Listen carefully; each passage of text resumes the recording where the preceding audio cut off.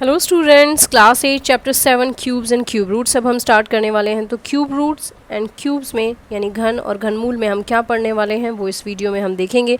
ये introduction video है and exercise 7.1 भी हम इसमें स्टार्ट करेंगे विद क्वेश्चन नंबर 1। तो चलिए स्टार्ट करते हैं और देखते हैं कि क्यूब्स एंड क्यूब रूट्स क्या होते हैं। तो चलिए स्टूडेंट स्टार्ट करते हैं चैप्टर 7 का introduction of cubes and cube roots. यानी क्यूब को हम बोलते हैं घन और क्यूब रूट्स को बोलते हैं घनमूल। जैसा कि हमने लास्ट चैप्टर में देखा था स्क्वायर एंड स्क्वायर रूट्स, यहाँ पर हम देखेंगे घन और घनमूल। तो यहाँ पे स्टार्ट करते हैं विद अ स्मॉल नंबर। अगर 1 के क्यूब की बात की जाए, क्यूब का मतलब होता है जिसकी पावर हम 3 टाइम्स ले लेते हैं। सो 1 का क्यूब मीन्स 1 मल्टीप्लाई 1 मल्टीप्लाई 1। सो ये देखिए 1 1 ज़ा 1 1 1 ज़ा 1, so answer will be 1 only. Now अगर 2 के क्यूब की बात करते हैं तो 2 मल्टीप्लाई विद 2 मल्टीप्लाई विद 2, 2 2 ज़ा 4 4 2 ज़ा 8, ये हो जाएगा 8। अब यहाँ पे देखिए 3 के क्यूब की बात अगर हम करते हैं तो 3 इंटू 3 इंटू 3, जितनी पावर होती है उतने टाइम्स हमें लिखना होता है। सो 3 3 ज़ा 9 9 3 ज़ा 27। सो इस तरह से आप किसी भी नंबर का क्यूब निकाल सकते हैं उसकी पावर 3 रख के और उस नंबर को सेम उसी नंबर के साथ मल्टीप्लाई करके 3 टाइम्स। लेकिन ये तो रहा हमारा नंबर। अगर हम क्यूब की बात करें तो ये हमारे क्यूब्स आ गए। लेकिन अगर हम क्यूब रूट की बात करें तो 1 का अगर हमें क्यूब रूट यानी घनमूल निकालना है तो क्या होगा इसका घनमूल? इसका घनमूल होगा 1। और इसके घनमूल की बात करते हैं तो इसका घनमूल होगा 2, क्योंकि जिस नंबर का क्यूब है यानी घन है वही उसका घनमूल होता है। तो 27 किसका क्यूब है? 3 का, तो ये इसका घनमूल यानी क्यूब रूट हो गया, जैसा कि स्क्वायर और स्क्वायर रूट में होता था। तो यहाँ पे आपको एटलीस्ट 1 to 12 और 1 to 15 तो क्यूब रूट लर्न कर लेने चाहिए स्टूडेंट्स। ये आपके लिए बहुत हेल्पफुल रहेंगे। मैंने यहाँ पे आपके साथ शेयर किए हैं, आप ये कॉपी कर सकते हैं और इन्हें लर्न भी करेंगे आप लोग।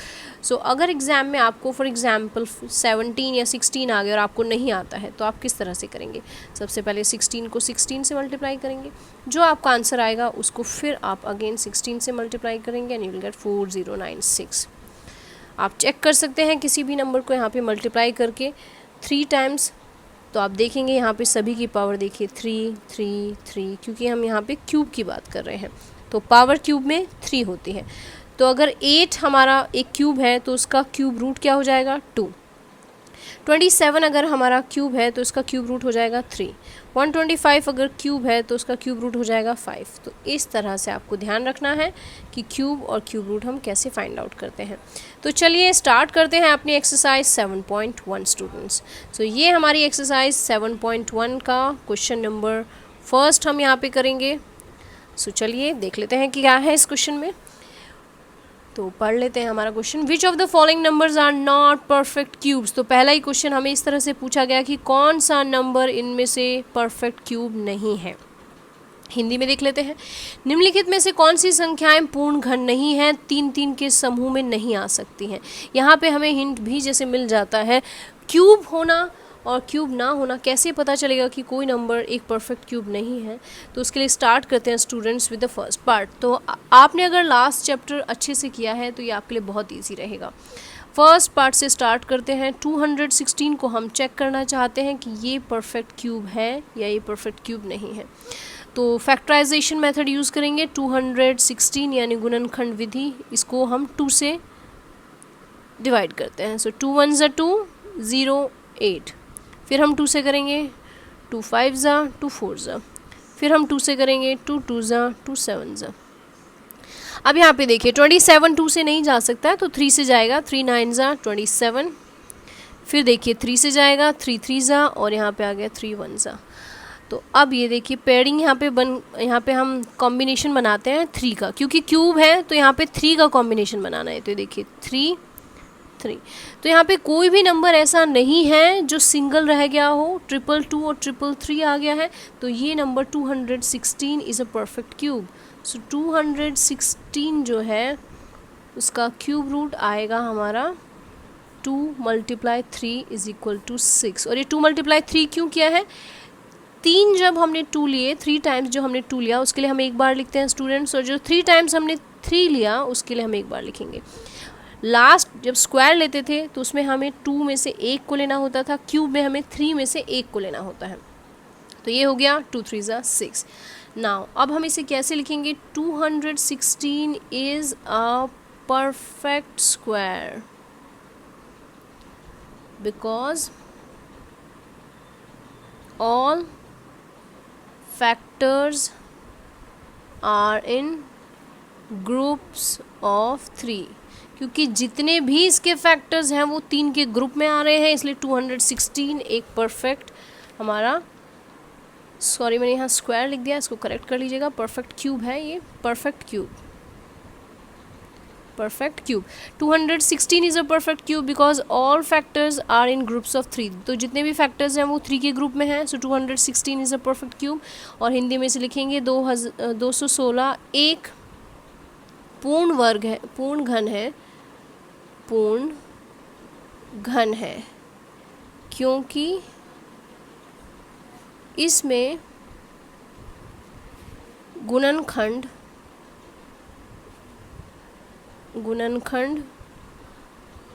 3 के वर्ग में हुआ है या 3 के समूह में है। 3 के ग्रुप बन रहे हैं तो ग्रुप को हिंदी में समूह बोलते हैं। तो चलिए अब बढ़ते हैं नेक्स्ट पार्ट की तरफ। सेकंड पार्ट है स्टूडेंट्स हमारा 128। हमें चेक करना है कि 128 जो है वो हमारा परफेक्ट क्यूब है या नहीं। सेम मेथड से करेंगे। 128 है ये, 2 6 ज़ा, देन 2 4 ज़ा, फिर 2 3 ज़ा, 2 2 ज़ा, फिर 2 1 ज़ा और ये 16, देन 2 8 ज़ा और यहाँ पे 2 4 ज़ा, 2 2 ज़ा, 2 1 ज़ा। तो अब यहाँ पे चेक कर लेते हैं कि ये हमारा परफेक्ट क्यूब है या नहीं। तो ये 3 हमारे एक साथ हो गए और ये 3 एक साथ, लेकिन यहाँ देखिए एक हमारा रह गया है सिंगल 2, तो ये परफेक्ट क्यूब नहीं होगा, क्योंकि परफेक्ट क्यूब होने के लिए सभी हमारे 3 3 के पेयर्स में होने चाहिए।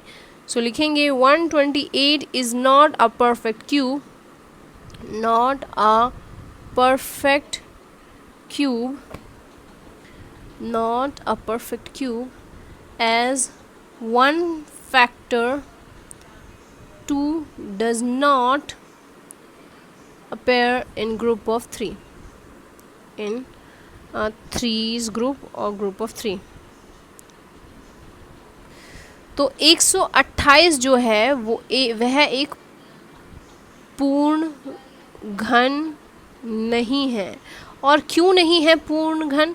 क्योंकि इसमें संख्या 2 जो है वो 3 के समूह में नहीं है, क्योंकि एक संख्या हमारी 3 के समूह में नहीं है। 2 तो हमारी 3 के ग्रुप में है, यानी 3 के समूह में है, लेकिन एक संख्या हमारी, क्योंकि 1 2 हमारा, या 1 2 लिख सकते हैं, 3 के समूह में नहीं है, 3 के समूह में नहीं है।